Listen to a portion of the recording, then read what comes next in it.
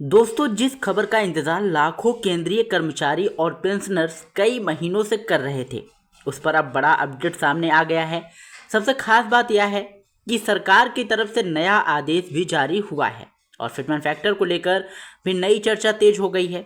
ऐसे में इस वीडियो को आखिरी तक जरूर देखिए, क्योंकि बीच में छोड़ोगे तो कोई जो है अहम जानकारी मिस हो जाएगी। और अगर आप पहली बार हमारे चैनल जॉनप्रिया जी के पर आए हैं तो चैनल को सब्सक्राइब करके बेल आइकन जरूर दबाइएगा, क्योंकि हम ऐसे महत्वपूर्ण अपडेट्स आप लोगों के लिए हमेशा लाते रहते हैं सरकारी कर्मचारियों और पेंशनर्स से जुड़ी हुई।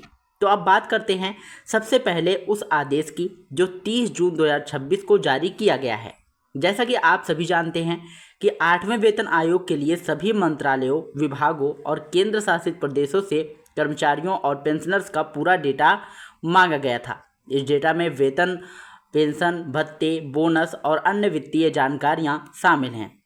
पहले इस डेटा को जमा करने की अंतिम तिथि 30 जून 2026 तय की गई थी, लेकिन अब सरकार इसे बढ़ाकर 31 जुलाई 2026 कर दिया है। आदेश में साफ लिखा गया है कि कई मंत्रालय और विभाग तय सीमा के भीतर अपना डेटा अपलोड नहीं कर पाए, इसलिए सभी को 1 महीने का अतिरिक्त समय दिया गया है।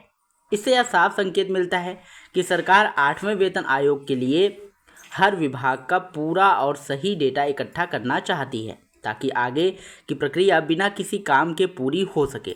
अब सबसे ज़्यादा चर्चा जिस मुद्दे पर हो रही है वह है फिटमेंट फैक्टर। पिछले कई महीनों से अलग अलग आंकड़े सामने आते रहे हैं, कभी 3.68 तो कभी 3.83, फिर 2.86 और फिर 2.92 तक की मांग की गई। लेकिन अब जो नई चर्चा निकल कर आ रही है उसमें 2 आंकड़े सबसे ज़्यादा सामने आ रहे हैं, 2.10 और 2.57। बताया जा रहा है कि कर्मचारी संगठनों और सरकार के बीच इन्हीं 2 विकल्पों पर ज़्यादा चर्चा हो रही है। कर्मचारी नेताओं का भी कहना है कि वर्तमान आर्थिक परिस्थितियों और सरकारी खर्चों को देखते हुए बहुत अधिक फिटमेंट फैक्टर मिलना आसान नहीं दिखाई देता। हालांकि अभी तक सरकार की ओर से अंतिम फैसला घोषित नहीं किया गया है। अब समझते हैं कि अगर 2.10 का फिटमेंट फैक्टर लागू होता है तो क्या असर पड़ेगा।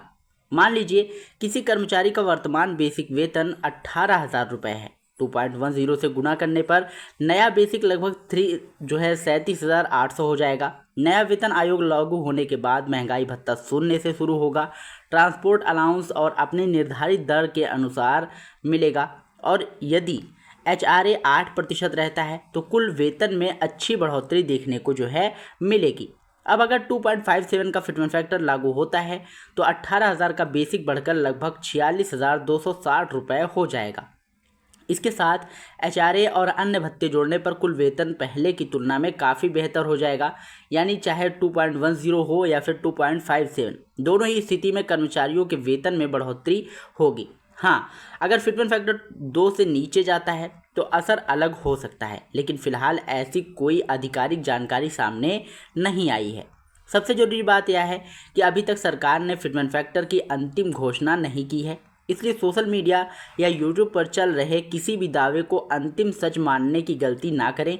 जब भी सरकार की ओर से कोई आधिकारिक अधिसूचना आती है, आदेश जारी होता है, उसकी पूरी और सटीक जानकारी सबसे पहले हम आपके साथ साझा करेंगे।